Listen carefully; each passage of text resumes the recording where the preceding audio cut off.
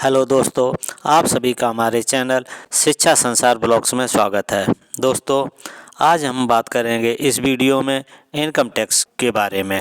दोस्तों, सरकार ने फरवरी 2025 में इनकम टैक्स एक्ट 1961 को ख़त्म करते हुए एक न्यू टैक्स बिल 2025 लॉन्च किया है, जिसमें बहुत से परिवर्तन देखने को मिले हैं। सेविंग अकाउंट्स में ट्रांजैक्शन लिमिट को लेकर बहुत से बदलाव हुए हैं। ऑलरेडी ये बिल पास हो चुका है और अप्रैल 2025 से ये बिल लागू भी कर दिया जाएगा। तो आज का ये वीडियो आपके लिए बहुत ही खास होने वाला है, क्योंकि बहुत सी सारी नई इन्फॉर्मेशन हम आप सबके लिए लेकर आए हैं। आज के वीडियो में हम जानेंगे नंबर 1 सेविंग अकाउंट्स में ट्रांजैक्शन लिमिट्स के बारे में, यानी कि आप एक फाइनेंशियल ईयर में अपने सेविंग अकाउंट में कितना पैसा जमा कर सकते हैं या फिर निकाल सकते हैं अपने अकाउंट से। नंबर 3 यूपीआई या फिर जो भी बाकी ऑनलाइन सुविधाएं अवेलेबल हैं ट्रांजैक्शन करने के लिए, उनके थ्रू आप कितने पैसे का लेन देन कर सकते हो। और नंबर 4 पर हम यहाँ पर जानेंगे कि आप एक फाइनेंशियल ईयर में कितने अमाउंट की एफडी कर सकते हैं। अमाउंट की एफडी अपने सेविंग अकाउंट में कर सकते हैं। इन सभी पॉइंट्स को कवर करते हुए जितनी भी लेटेस्ट अपडेट है वो हम आपके साथ डिटेल में डिस्कस करेंगे। इसीलिए उम्मीद करता हूं कि आपको वीडियो पसंद आएगा, और पसंद आए तो जितना हो सके लाइक और शेयर करते जाइएगा, ताकि हम इसकी जानकारी को ज़्यादा से ज़्यादा लोगों तक पहुंचा पाएँ। क्योंकि आज के समय में सेविंग अकाउंट्स हर किसी के पास है। इवन लोग मल्टीपल सेविंग अकाउंट्स भी मेंटेन करते हैं। तो ऐसे में जो भी नई ट्रांजैक्शन लिमिट है, जिसकी जानकारी आपको होना बहुत ज़रूरी है, क्योंकि अगर आप गलती से भी एक दिन में इस ट्रांजैक्शन लिमिट को क्रॉस कर देते हो, यानी ज़्यादा अमाउंट विड्रॉ कर लेते हो, यानी पैसा निकाल लेते हो, या फिर आप ज़्यादा अमाउंट की एफडी करा लेते हो, या फिर यूपीआई वगैरह के थ्रू आपका जो लेन देन है पैसों का, उसकी लिमिट क्रॉस हो जाती है, तो इससे आपको बहुत बड़ी दिक्कत हो सकती है। आपको इनकम टैक्स द्वारा नोटिस जारी किया जा सकता है और उसको आप बिना एक्सप्लेन करें विद प्रूफ विद डॉक्यूमेंट बिल्कुल भी बच नहीं सकते हैं। और अगर आप क्लैरिफाई नहीं कर पाते हो अपनी ट्रांजैक्शन को, तो इनकम टैक्स डिपार्टमेंट उसको अनएक्सप्लेन करार देगा और आपको उसके लिए भारी पेनाल्टी पे करनी पड़ सकती है, जिसमें 60% तो पेनाल्टी अमाउंट हो ही जाता है, 25% सरचार्ज होते हैं और 4% का सेस लगा दिया जाता है। यानी कि जितना भी अमाउंट आपका ट्रांजैक्शन आपने टोटल किया है, उसके ऊपर 90% की टोटल पेनाल्टी आपको लगा दी जाएगी, जो आपके पूरे अमाउंट को ही ख़त्म कर देगी। फॉर एग्जाम्पल, अगर आपने टोटल 10 लाख रुपए का ट्रांजैक्शन किया है, तो उसमें से 9 लाख तो आपको पेनाल्टी पे करने में ही लग जाएंगे, जो आपको इनकम टैक्स डिपार्टमेंट को देने पड़ेंगे, और आपके पास बचेगा केवल 1 लाख।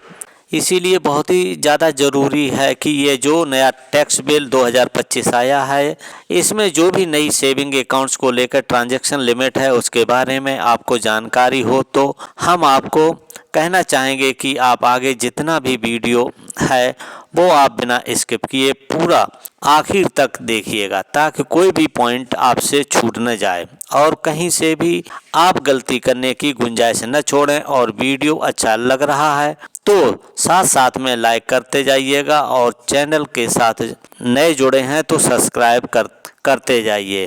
घंटी वाले निशान को ज़रूर दबाइएगा और इसको ऑल पर सेट कर दीजिएगा, ताकि ऐसी इन्फॉर्मेशन कंटेंट आगे भी आपको मिलता रहे।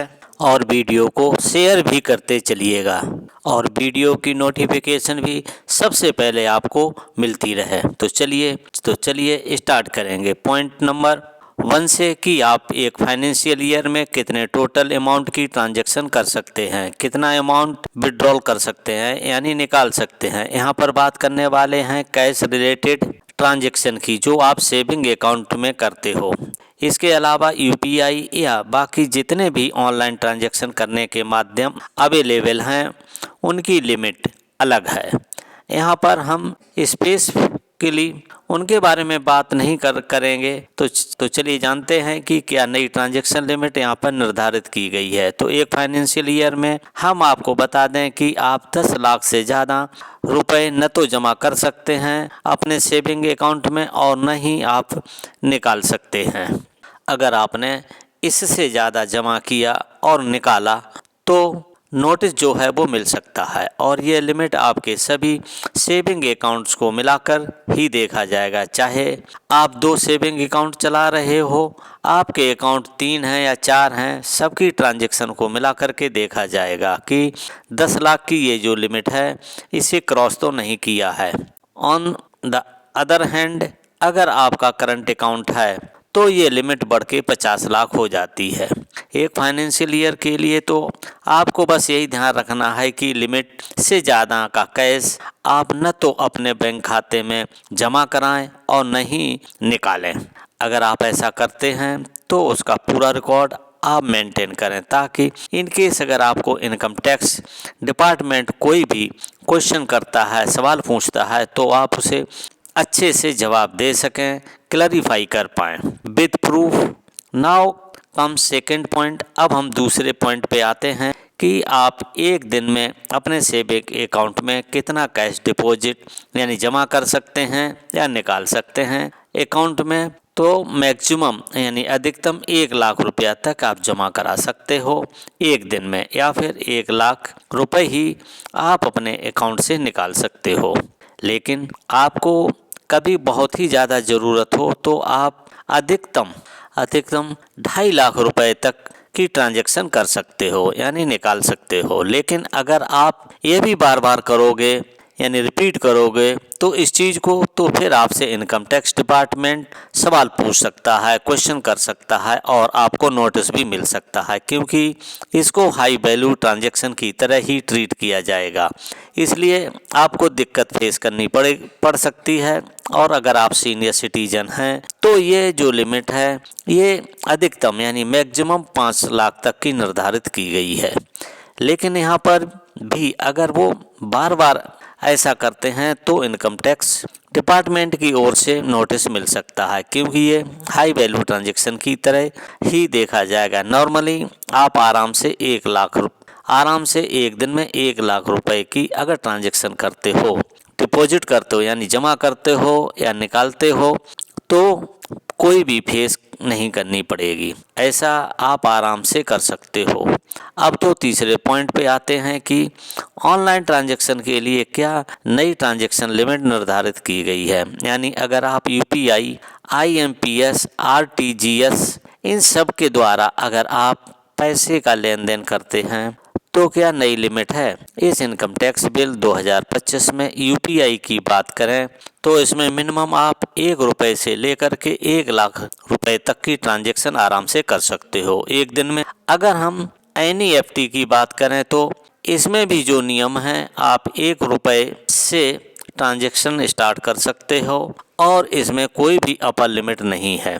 अगर आपके पास जितने फंड अवेलेबल हैं उस हिसाब से आप ट्रांजैक्शन कर सकते हो। जितने अमाउंट की आप चाहें उतने की आरटीजीएस में मिनिमम ट्रांजैक्शन लिमिट निर्धारित की गई है।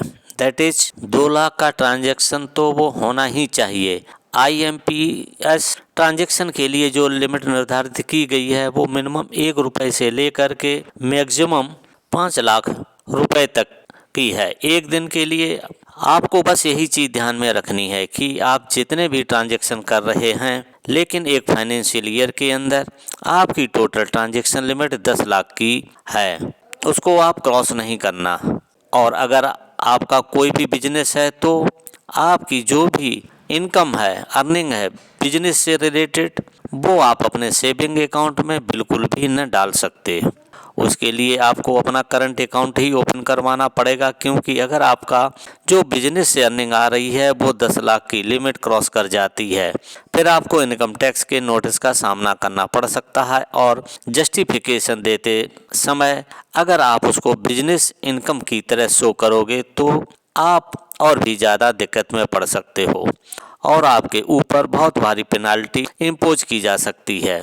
तो बिजनेस रिलेटेड जो भी लेन देन है वो आप अपने करंट अकाउंट में ही करिएगा। उसके लिए आपको कुछ भी नहीं करना। अगर आप एक करंट अकाउंट खुलवाना चाहते हैं तो आपको अपना पैन कार्ड चाहिए और आधार कार्ड चाहिए। इवन जीएसटी नंबर भी वहाँ पर एज सच रिक्वायर्ड नहीं है। अब हमारा जो फोर्थ पॉइंट था वो था कि एक फाइनेंशियल ईयर में एक व्यक्ति कैश डिपॉजिट करते हुए अपने सेविंग अकाउंट में मैक्सिमम अधिकतम कितने अमाउंट की एफडी करवा सकता है, यानी फिक्स जमा करा सकता है। तो इसका जवाब है कि एक फाइनेंशियल ईयर में आप कैश डिपॉजिट करते हुए केवल 10 लाख रुपए तक की एफडी करवा सकते हो। ध्यान दीजिएगा, यहाँ पर हमने केवल ये बात की है कि आप अपने सेविंग अकाउंट में कैश डिपॉजिट करा के अधिकतम मैक्सिमम कितने की भी एफडी करा सकते हो। अगर आपके सेविंग अकाउंट में पहले से पैसा पड़ा हुआ है तो आप उसकी एफडी करवा सकते हो।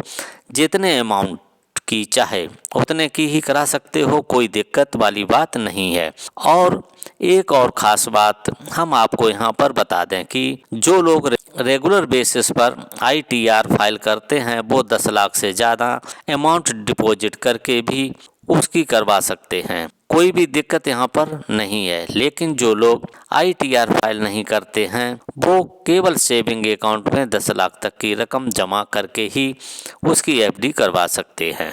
उससे ज़्यादा अगर आप करते हो तो फिर आपको इनकम टैक्स डिपार्टमेंट की ओर से नोटिस जारी किया जा सकता है। उम्मीद करता हूँ कि आपको आज का ये हमारा वीडियो पसंद आया होगा।